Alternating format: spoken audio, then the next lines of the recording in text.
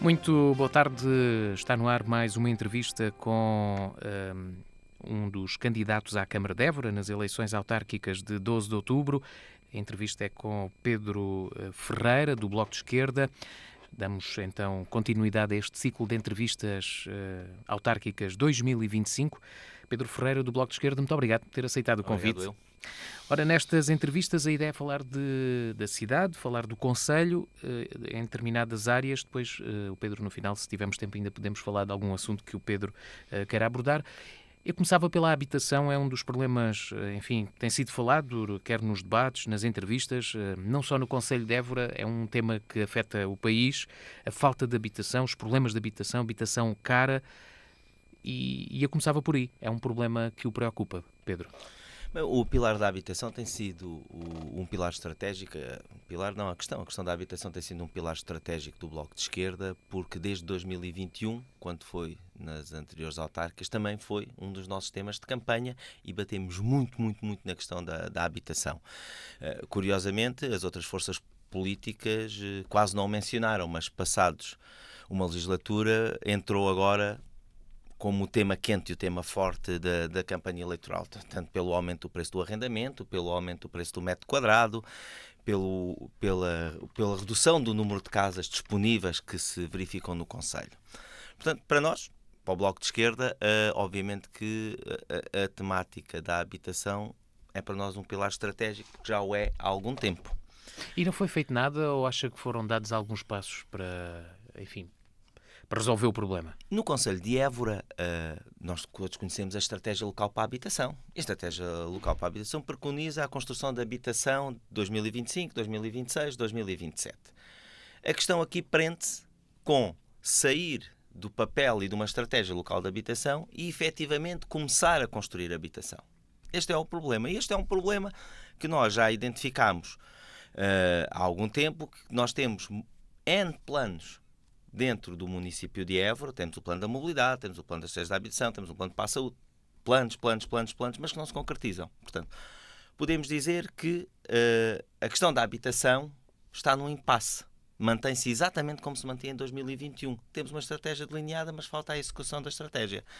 E o Bloco de Esquerda pretende, caso seja eleito, afetar este problema da habitação com uma estratégia um pouco diferenciadora. Obviamente que teremos sempre que cumprir os planos, porque os planos, eu nunca estarei aqui a dizer que o plano está mal construído ou que não está conexo com a realidade. Não, o plano existe, está bem construído, concordo com algumas ideias do plano, mas é preciso fazer. E, portanto, em vez de apontarmos para a lua e queremos lá chegar de um momento só, apontemos para o topo da árvore e caminhamos até lá, ou trepemos a árvore.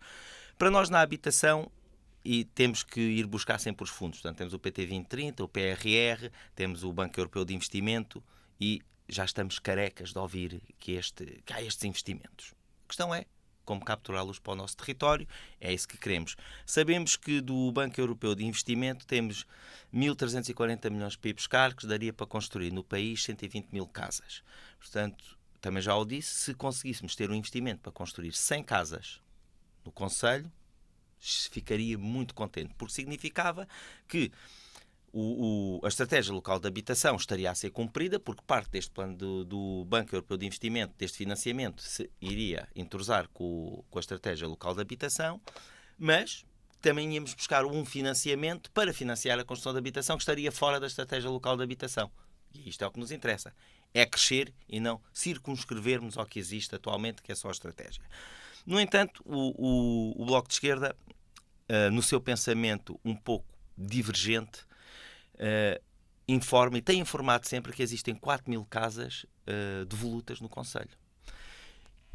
E, até ao momento, não encontro nenhuma das forças políticas a querer agarrar este problema, porque nós sabemos que pelas alterações do PDM podemos construir 5.000 casas em freguesias urbanas e 2.000 em freguesias rurais. Mas temos mais 4.000 disponíveis que estão feitas.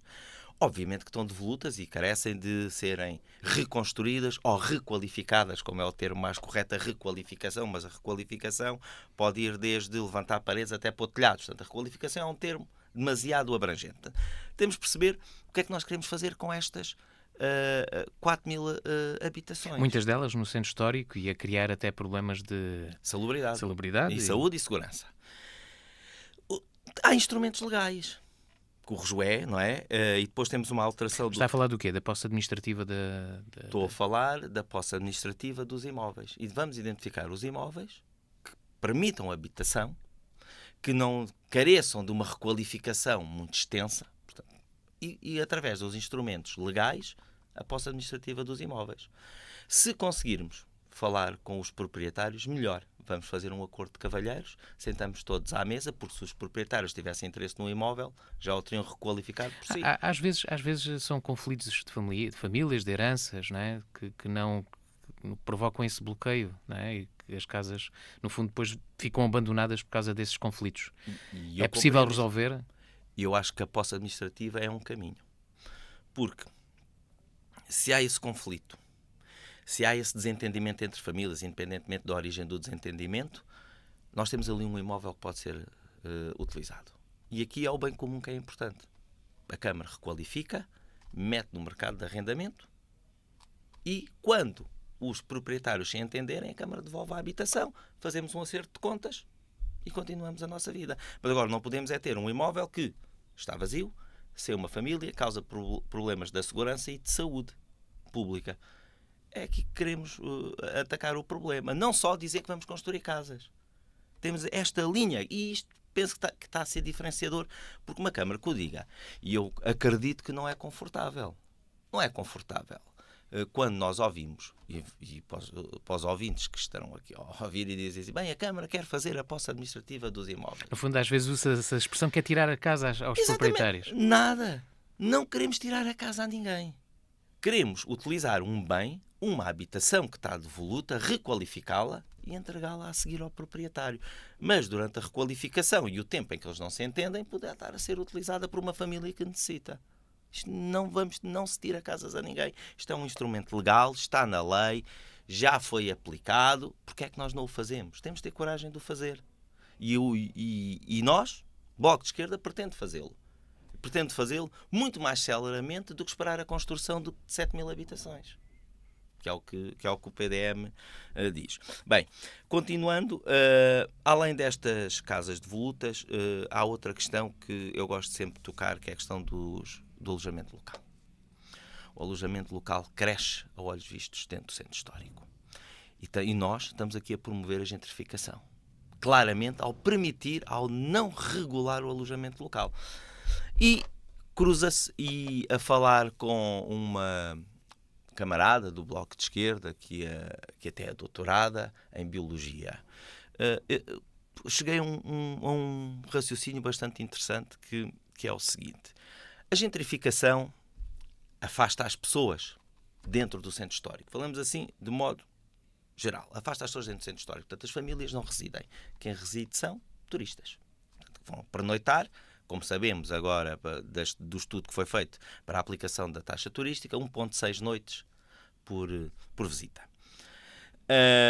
Portanto, se nós não temos famílias a habitar no centro histórico, obviamente o lixo vai acumular, porque as pessoas não têm cuidado. São turistas. Não têm o cuidado que tem um habitante que tem um amor à sua terra. E o interessante, isto foi levantado pela minha camarada, todas as famílias, e em Évora sempre se viu isto, tinham um gatinho, tinham um cãozinho. E do que é que nos queixamos no centro histórico? Ratos. E eu queixo-me assim, falta de pessoas. Falta do animal que controla uma praga. E isto é um sinónimo, claro, da gentrificação. E eu não digo que, de certeza que vão-me dizer, bem, o Bloco de Esquerda quer gatos vadios para controlar os ratos. Nada disso. Digo que, provavelmente, com grande grau de probabilidade, o centro histórico, estando ao abandono como está, a proliferação do lixo, a proliferação das ervas, a proliferação dos roedores, se deve à gentrificação. E a gentrificação deve-se à proliferação dos alojamentos locais. E como é que fazemos as famílias regressar ao centro histórico? É limitar os alojamentos locais? Nós vamos perder esta corrida porque já vamos tarde. Sim, a limitação ao alojamento local deveria ter começado há anos atrás. Mas também taxar mais um alojamento local. Uma casa que foi construída de raiz para ter uma família, se está a ser utilizada para um alojamento local, deve ter um agravamento de taxas. O agravamento de taxas e a limitação neste momento. Será este o caminho a seguir para estancar esta gentrificação? porque morar no centro histórico é penoso. Eu sei que é. Portanto, e para mais, se formos uma pessoa de idade, com problemas de mobilidade, ou se tivermos um carro, não temos onde o parar. Eu sei que é. Eu sei que o centro histórico é ótimo para o turista. E os jovens, os adultos, até preferem morar fora do centro histórico. Mas o centro histórico é um coração pulsante da cidade. Não é? E nós devemos promover que esse coração pulsante tenha Éborenses. Muito bem, vamos falar agora de enfim, as conversas cruzam-se, já falou aí da proliferação de ervas, de pragas.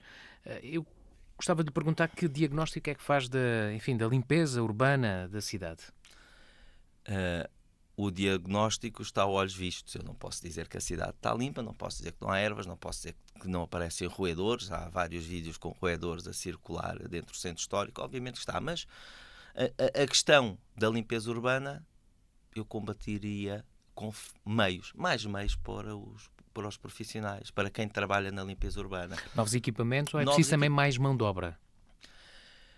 A mão de obra é sempre necessária, mas a mão de obra tem que vir com os meios, com os equipamentos, com a formação, com novos métodos de trabalho, com novos percursos para a limpeza. Porque eu acredito na questão da gestão autárquica. E sendo cidadão e ando várias vezes a pé, aliás, eu adoro morar em Évora e adoro morar no bairro da Câmara porque eu faço a minha vida toda a pé. Eu só pego no carro para ir trabalhar, para ir para Portelo e voltar. De resto, tudo a pé. E vejo que, por exemplo, nas zonas onde há maior fluxo, quer pedonal, quer automóvel, até são as zonas que estão menos limpas. E deveria de haver aqui uma inversão. Os bairros, e se for aos bairros, ao bairro da Câmara, o bairro da Câmara, nos acessos, que não são os acessos principais, está limpo. Porque as pessoas até cuidam da sua porta e até cuidam do seu bairro. Acho que a Câmara tem que repensar a maneira de como organizar a limpeza. E este é o maior problema. Eu não consigo perceber na Câmara, ver no website deles, se há algum caminho que façam, se há algum trilho, se há alguma organização na limpeza ou se, entre aspas, a Brigada de Limpeza segue livremente sem estar esquematizado o seu percurso e o porquê. Porque se eu escolho para ir por um caminho, tenho que escolher porquê. E relativamente às ervas, já o disse uma vez, não nos podemos esquecer que este ano foi um ano de muita chuva. E depois temos a limitação de não podermos usar o glifosato, não é? Os herbicidas, e bem, não é? Que não podemos usar. Portanto, temos que saber conviver. E ervas não são lixo. Eu sei que as ervas incomodam. Ou seja, as ervas é um problema inevitável e é o menos mau em comparação com o tipo de os resíduos, aqueles monos que às vezes vemos grandes nos caixotes de lixo. Os monos serão um problema maior. As ervas é inevitável, é um problema que tem que ser resolvido, até por questões da mobilidade, e nós sabemos que a nossa demografia não nos ajuda. Temos uma população bastante envelhecida e, portanto, temos que limpar as ervas, obviamente, temos que ser mais céleres a limpá-las de maneira a que elas não cresçam.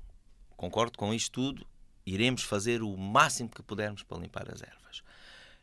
Mas não vejo que este seja o problema de Évora. É um problema de apresentação para uma capital europeia da cultura. É um facto um problema, mas não é esse o problema. O problema, como indicou, e bem, temos a questão dos monos. E os monos levam-me a pensar, será uma questão de educação? Será que o serviço de recolha de monos não está a funcionar? Será que o canal de comunicação para a recolha dos monos não é o mais adaptado ou adequado à população que temos? O que é que falta aqui para a recolha de monos? Tive um problema, e isto é público e comum, tive um problema com um tio meu, que se tornou acumulador por causa de uma doença, infelizmente, da demência, e contactei a Câmara para a recolha de tudo o que ele tinha acumulado. E funcionou. A Câmara foi e recolheu tudo o que nós estávamos a tirar. Em prazos razoáveis?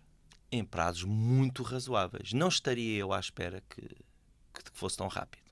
Agora, eu não compreendo a questão dos monos. E eu, quando passo e vejo lixo, e aí usando o termo de lixo, cadeiras partidas, móveis partidos, tudo deitado fora do contentor, algum mono maior que não cabe dentro do contentor, mas já abri alguns contentores. E curiosamente, os contentores estão vazios e o lixo está cá fora. Há uma mudança de comportamento das pessoas? Ou não? Ou não aponta o dedo às pessoas neste aspecto? Eu não aponto o dedo aos éborenses, mas não digo que não haja uma franja de pessoas que o façam. Dá-me ideia que também às vezes que este tipo de questões já vimos, enfim, vimos mais, porque somos de Évora nas redes sociais, mas também se vê noutros sítios, né? noutras cidades, este tipo de problemas de resíduos, de caixotes de lixo vazios e grandes, enfim, peças de móveis. Há muitos colchões, né? E portanto é um problema se calhar que afeta também outras zonas do país. Se calhar o problema é da recolha. Se calhar este método de recolha já não é o adequado. Saímos da questão do canal e dizemos assim, bem, o problema não será o canal de comunicação, porque nós temos todos os canais disponíveis, mas será a recolha. Porque não uma recolha porta a porta? Porque não avançar para a recolha de resíduos porta a porta? Automaticamente o problema dos montes desaparecia, a não ser que os começassem a abandonar no meio da rua. Não é? Ou irem levá-lo para o mato como faziam aí antigamente. E também defendemos o pay as you throw, portanto, produzimos lixo, pagamos pelo lixo que produzimos. E eu acho que esta é que é a solução. Pensar um pouco mais à frente. Não nos preocuparmos com o problema que está agora neste momento, mas preocuparmos com a solução. E eu consigo resolver o problema dos montes, o problema dos lixos, com um grande grau de probabilidade se mudarmos o nosso método de recolha. Deixarmos de usar os contentores, como os usamos, e irmos para o método pay as you throw. Só para terminar esta questão da limpeza, gostava de lhe perguntar se admite entregar, enfim, nos últimos meses, enfim, dá-me ideia que em determinados períodos há uma empresa, ou há empresas que estão a fazer a limpeza pública, são contratadas pela Câmara. Admite recorrer a esse procedimento de empresas para fazer a limpeza? O que é que acha dessa medida? Eu sou totalmente contra a externalização de serviços. Sempre fui, quer seja na minha profissão, na informática, quer seja em qualquer outra profissão, porque os melhores profissionais estão na administração pública. Agora, temos é que dar os meios para eles trabalharem. O orçamento para a limpeza urbana são 2 milhões. A empresas que foram contratadas tiveram um ajuste de 700 mil euros. Portanto, quase 50% do orçamento global. Não seria mais produtivo aumentarmos o orçamento da limpeza urbana, adquirirmos meios, pagar melhores salários, em vez de externalizarmos o serviço? Eu sei que a questão do salário na administração pública é complicado, mas darmos outros meios aos funcionários para termos uma maior eficiência na limpeza urbana, porque caímos sempre na externalização de serviços. E nós temos os funcionários. A Câmara cresce, tem bastantes funcionários e pode fazê-lo. E estaria de pés e mãos atadas antes de externalizar um serviço. Portanto, eu não estou a dizer que não o faria, mas teria que estar numa situação com mais 50%. É o último recurso. É dos últimos recursos. Porque acredito sempre no funcionário e na capacidade de nós melhorarmos os nossos métodos, as nossas técnicas e sermos mais eficientes. Portanto, se a empresa faz, nós também o conseguiremos fazer. Temos é que ter os mesmos meios. Muito bem. Gostava de falar de saúde, mas nesta área há um tema que tem marcado os últimos anos, que é a construção do novo Hospital Central do Alentejo. A obra já está bastante adiantada, a previsão, a última previsão de conclusão da obra aponta para o final de 2026 e início de 2027, mas é necessário construir acessibilidades e é um processo que está bloqueado. Há acusações de parte a parte entre Governo e Câmara. Como é que o Pedro Ferreira analisa esta questão e no caso de ser eleito Presidente da Câmara, como é que a vai desbloquear? Não vou referir aqui o órgão de comunicação social, mas eu fiz até na rede social um post sobre isso depois do debate noutra rádio. Temos a questão da expropriação dos terrenos, que é o que andamos, isto é o jogo do empurra entre o Governo, entre a Câmara, entre os partidos, exceto o Bloco de Esquerda, que não está metido ao barulho nisto. A expropriação dos terrenos, palavras do Sr. Pinto Sá, ainda Presidente do município de Évora, seria mais ou menos 450 mil euros. E está à espera do envelope financeiro e da assinatura do protocolo para se dar início à expropriação dos terrenos. Eu vou só dizer isto, para arrumar com o assunto. O valor gasto em artistas na Feira de São João foram 800 mil euros. E eu vou comparar os 800 mil euros gastos em artistas com 450 mil euros para a expropriação de terrenos que poderiam dar início ou continuidade mais célere do Hospital Central do Alentejo. E o éborense que pensa, se prefere ter artistas na Feira de São João de renome, prefere ter um artista local na Feira de São João e ter um hospital onde se possa tratar. É uma questão de prioridades. É uma questão de prioridades. E o Bloco de Esquerda, a prioridade sabe qual é. É o hospital. E, portanto, lamentavelmente, porque nós temos também, hoje em dia, as ferramentas que nos permitem analisar a ação das câmaras, e uma delas, que para a transparência, que é o Basegov, onde nós podemos ver os concursos públicos, quando temos um Presidente da Câmara a dizer que a expropriação são 450 mil euros e vamos ver o que foi gasto na Feira de São João em artistas, percebemos a prioridade. Mas depois, às vezes, há aquele argumento de que as acessibilidades não é competência da Câmara. A Câmara apenas está a disponibilizar para facilitar, né, a construção da obra. E a Feira de São João é organizada pela Câmara, não é? Às vezes não estamos a falar das acessibilidades para o hospital. As acessibilidades foram acompanhadas de um envelope extra de 13 milhões para a construção das acessibilidades. E nós deveremos fazer de tudo para o processo correr com regularidade. Incluindo ter que pagar... ter que adiantar o dinheiro. Ter que adiantar, ou até pagar mais do que depois não vai chegar do Governo. Porque nós estamos a governar. Eu não queria dizer isso, até pagar mais, porque eu não creio que o Governo não entregue o dinheiro. Eu acredito sempre que o Governo irá entregar um envelope financeiro. Agora, nós temos que nos sentar e conversar. E nós pensamos que o Hospital Central é para os éborenses, mas é o Hospital Distrital. E o hospital será um vetor importante do desenvolvimento regional, do desenvolvimento local. Vai fixar médicos, vai fixar enfermeiros, vai fixar trabalhadores, vai revitalizar toda aquela Évora zona. tem a ganhar, não é? Tem muito a ganhar. Portanto, se nós temos mais a ganhar, vamos avançar com coragem. Isto é um ato de coragem. E se calhar, não desresponsabilizando o Governo, porque nunca pode ser desresponsabilizado, mas temos de ter a coragem de assumir um caminho. E às vezes a coragem de dar o murro na mesa é avançar primeiro. Dizer, nós estamos aqui e nós fizemos pelo cidadão, pelo munícipe. Não, portanto, desejamos do Governo. Não estamos aqui para governar para vocês, para os munícipes.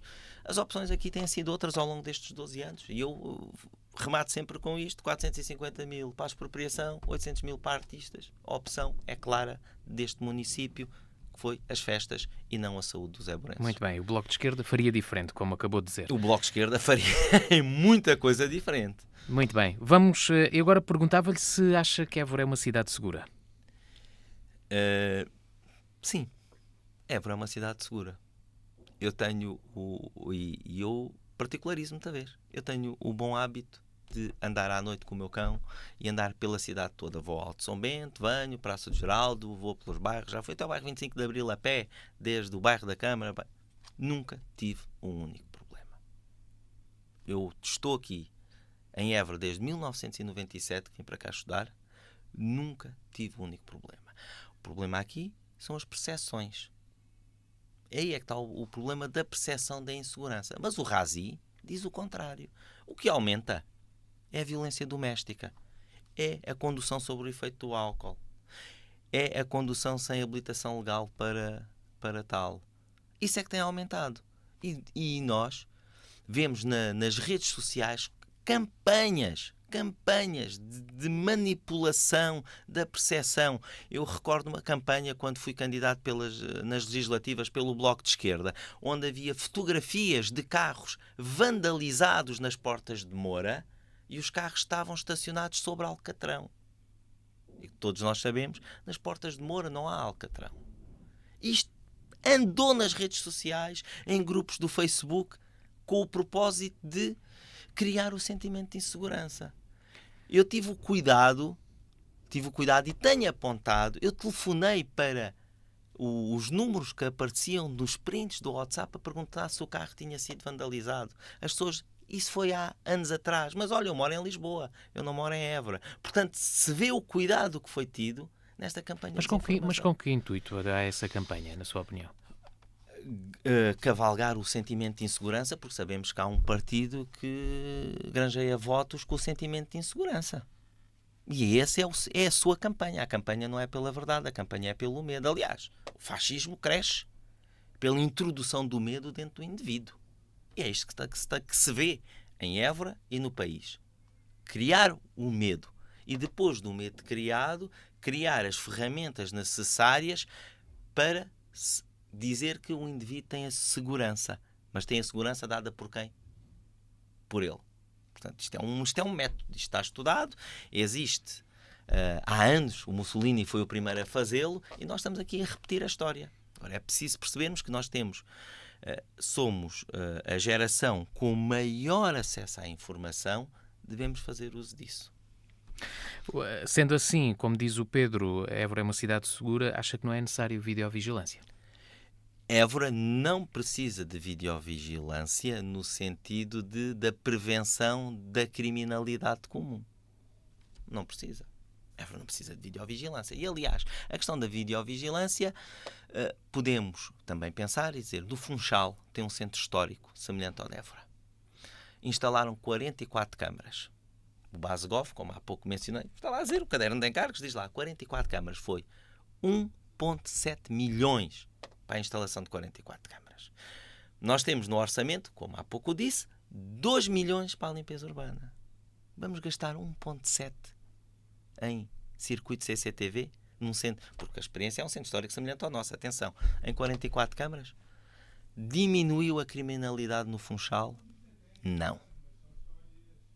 Então, estamos neste caminho porquê? Claro. Muito bem, temos ainda aqui alguns temas, temos pouco mais de 10 minutos de conversa. Gostava agora de falar de mobilidade. Que propostas é que tem para a cidade? Mobilidade, muitas vezes as pessoas falam de trânsito, porque Évora em determinados períodos tem ali uma demora, e não diria hora de ponta, mas tem uma demora um bocadinho mais prolongada, as pessoas ficam paradas no trânsito. Há a questão do estacionamento, dos transportes públicos. Acha que é preciso fazer alguma alteração nos transportes públicos? Que ideias é que defende?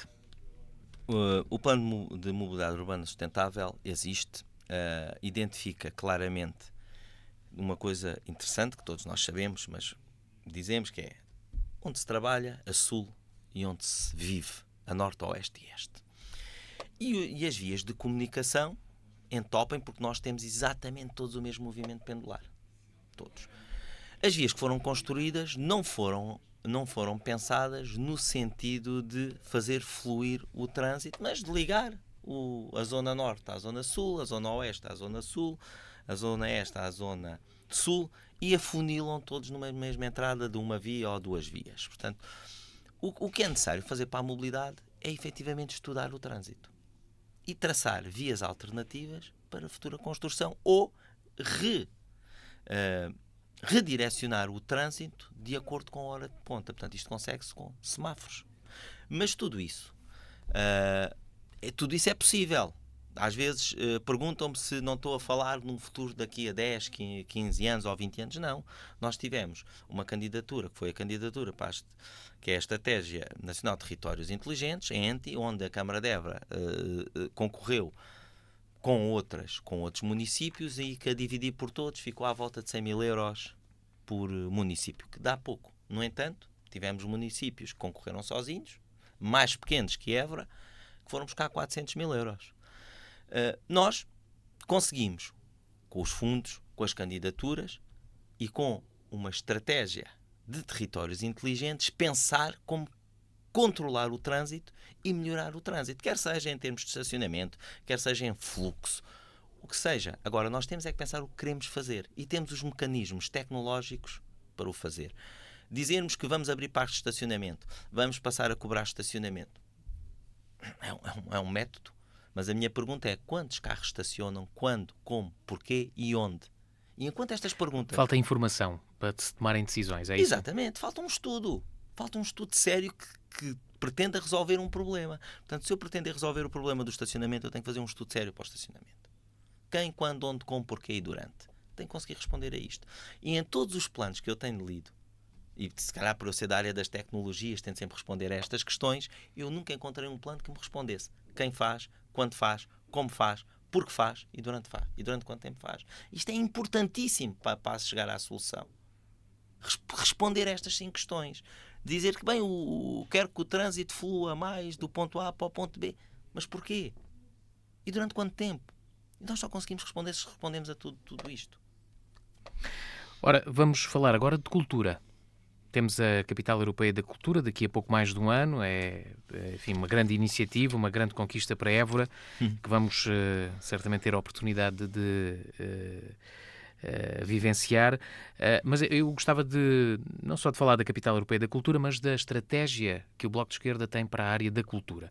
Há pouco já disse que preferia gastar mais dinheiro nas acessibilidades e naquele processo do hospital do que trazer artistas de renome. Isso já dá algumas pistas para a estratégia de cultura do Bloco? Claro que dará. Portanto, a estratégia do Bloco de Esquerda para a Capital Europeia da Cultura é a envolvência de todos da comunidade.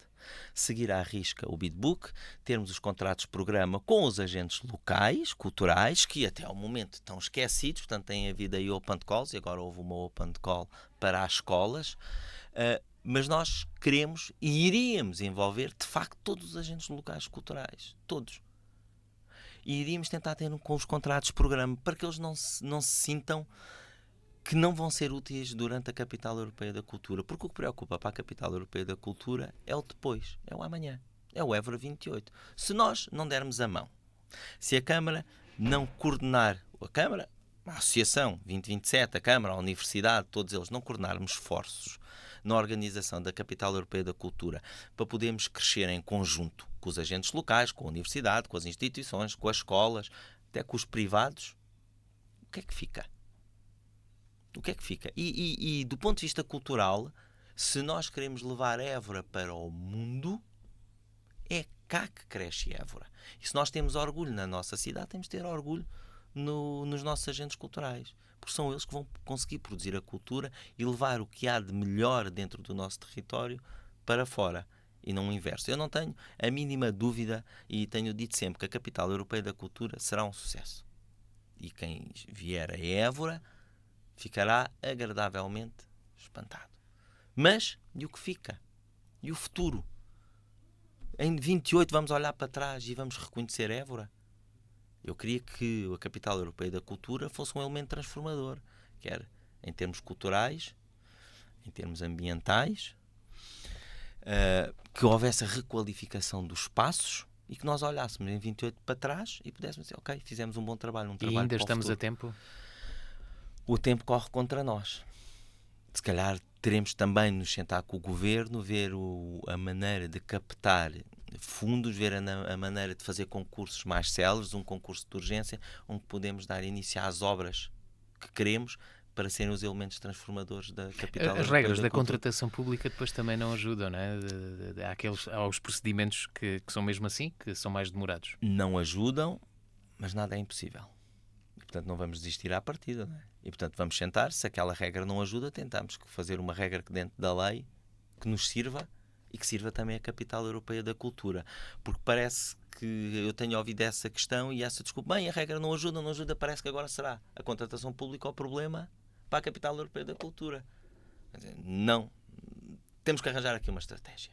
E a estratégia tem que passar por todos e tem que passar tanto pelo Governo, como pela Associação, como pelos agentes locais. Trabalhamos em conjunto. Obviamente que a questão da obra, a questão do pavilhão multiusos, passará pela construção do pavilhão. Mas teremos que pensar como é que o conseguimos fazer rapidamente. Muito bem. O Pedro, no início, enfim, falou um bocadinho da visão que tem para a Capital Europeia da Cultura, envolver os agentes locais, mas a estratégia municipal baseia-se também muito nessa ideia de envolver todos os agentes culturais locais em programação feita pela Câmara? Não. A estratégia do Bloco de Esquerda para a gestão cultural é diferente. É diferente do que tem sido até agora. A estratégia do Bloco de Esquerda, a Câmara estará ao lado dos agentes locais. Será as conexões da rede dos agentes locais. Não irá limitar a criação artística, nem se irá fazer substituir aos agentes locais. A Câmara existe para complementar a produção cultural, não para regular ou coordenar a produção cultural. Isto é um princípio diferenciador.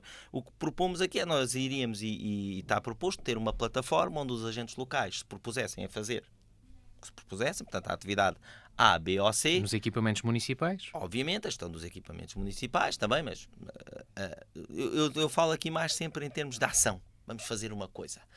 Em termos da gestão, o que faríamos era a Câmara estaria ao lado a perceber o que é que os agentes locais conseguem fazer. E o que não fosse possível pelos agentes locais fazerem em termos de produção artística, nós iríamos estar ao lado. Na gestão dos equipamentos culturais, a Câmara tem que ser gestora dos equipamentos culturais. Mas nós só conseguimos gerir, a Câmara só consegue gerir, se soubermos o que é que os agentes locais querem fazer. E, portanto, temos de ter aqui uma plataforma, um entendimento em que nos digam, nós pretendemos fazer isto nesta data, com este objetivo. Aliás, até para não se atropelarem uns aos outros e estarem todos a fazer o mesmo. E só assim é que temos uma produção cultural variada. Muito bem. Vamos para outro tema. As contas municipais preocupam a situação em que estará a Câmara. Enfim, são conhecidos alguns problemas. Em pormenor, não temos grande informação. Sabemos que a dívida baixou nestes anos e que a Câmara terá agora capacidade de endividamento, mas também já sabemos que haverá um déficit, por exemplo, na transferência de competências na área da educação, que provoca esses problemas de tesouraria à Câmara. Preocupa-o? Se teme que isso possa influenciar a governação no próximo mandato? O que é que lhe apraz dizer sobre esta questão das contas municipais? Óbvio que preocupa-me mais a falta de transparência do município, porque os relatórios que tenho e consigo ter acesso são de 2023, não sou vereador, não consigo perceber a questão efetiva da dívida. Portanto, nós sabemos que devemos 9 milhões às águas, sabemos 2 milhões à CIMAC, 1 milhão à GESAMB, mas queria compreender melhor cada itemzinho desta dívida. Porque é que se deve? E na questão da delegação de competências, sabemos e assumimos que a delegação de competências, de certo modo, é uma desresponsabilização do governo e que deveria de acompanhar do envelope financeiro e de um envelope financeiro justo para nós, com as competências que são delegadas, conseguimos executar as mesmas funções. Porque também houve, voltando aqui à questão da percepção, também houve aí, há uns anos, a afirmação que a Câmara tinha contratado centenas de funcionários. Não. A Câmara assumiu os funcionários e dá delegação de competências. E é bom que os municípios saibam isto, que os éborenses saibam isso. A Câmara não cresceu nem abriu a porta para contratar funcionários. A Câmara foi obrigada a ficar com os funcionários. E esse envelope da delegação de competências não acompanhou. Obviamente que é uma preocupação. Obviamente que a gestão financeira do município, e apesar de haver capacidade de endividamento, nos preocupa. Se teremos uma solução em que lhe posso colocar em cima da mesa a solução do Bloco de Esquerda, não tenho. Eu preciso perceber as contas. Eu preciso perceber cada um dos itens da dívida da GESAMB. À GESAMB.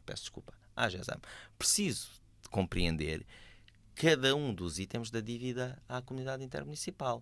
Porquê? Admite contestar alguma dívida no caso de ter dúvidas? Admito que possa não ter existido a melhor gestão financeira e ter-se aceito projetos que foram simplesmente deitar dinheiro à rua. E eu preciso saber isso.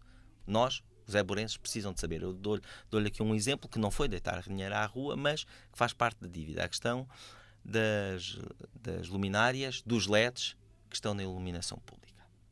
A Câmara de Évora deve à CIMAC o valor da substituição dos LEDs. Quem o pagou? Todos os outros municípios. Nós temos luz à noite, aquela luz que muitos se queixam que não existe, que é deficitária, é porque os outros municípios, que não são capital de distrito, pagaram para nós termos. E eu gostaria de perceber o que leva um município a deixar este tipo de dívidas penduradas.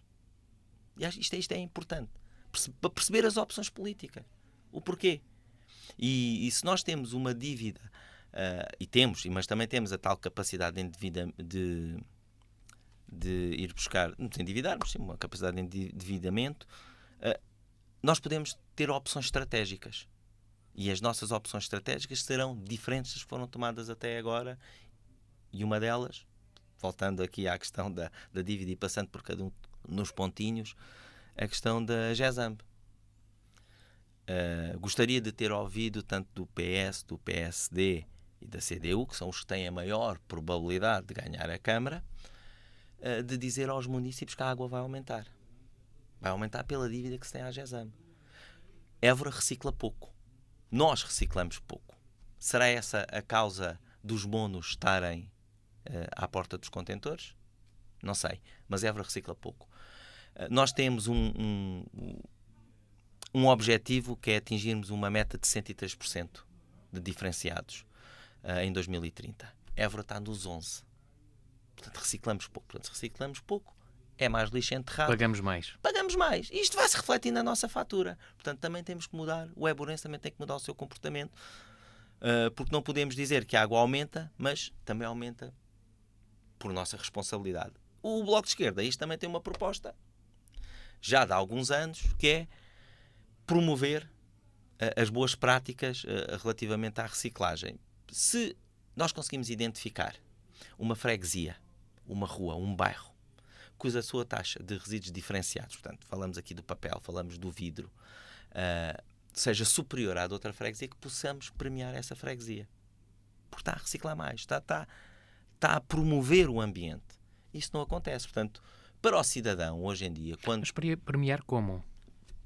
Olha, um novo banco para o jardim, um novo equipamento para crianças. Por que não? Estão ao limite? Não podemos fazer uma festa. Por que não? Agora, temos é que o cidadão, o município, tem que se sentir parte do processo. E alguns sentem-se parte do processo quando depositam as garrafas de vidro. Até porque fazem aquele barulho quando caem, parece que é parte do nosso processo. Portanto, nós sentimos bem, estamos ali a reciclar. Mas quem não o faz não percebe que estará a influir diretamente no aumento do custo da água, das taxas de resíduos. E às vezes não se faz esta ligação, e acho que é importante explicar e dizer ao município, o objetivo da reciclagem também é este. Muito bem. Estamos a terminar, só uma última questão. Se quem ganhar a Câmara com maioria absoluta, não haverá aparentemente problemas de governabilidade. Mas se não houver uma maioria absoluta e o executivo ficar espalhado por várias forças, enfim, tivemos o exemplo destes últimos 4 anos com uma gestão com apenas 2 elementos, e o que lhe perguntava era se não houver uma maioria absoluta, quer seja o Bloco ou outro partido, qual será a solução para Évora, e o Bloco, no caso de ser eleito para a Câmara, a quem é que admite dar a mão e a quem é que não irá fazer isso? O Bloco dá a mão aos éborenses. Sempre. O Bloco só não trabalha com forças políticas que não são democratas. Friso. Com essas, não trabalhamos. Estamos a falar de que partido? Do Chega? Não foi preciso eu dizer o nome, identificou-o claramente. Todas as outras, as restantes forças políticas que se candidatam e que terão uma probabilidade bastante grande de ganhar as forças, o Bloco, caso fosse eleito e tivesse a variação, iria trabalhar pelo bem do município. A nossa linha vermelha é a democracia. Mas nós trabalhamos para o éborense e quando somos eleitos representamos todos. E é isso e é nesse sentido que devemos trabalhar para o bem comum. Muito bem, chegamos ao fim da nossa conversa. Muito obrigado. Obrigado, eu espero não ter sido aborrecido.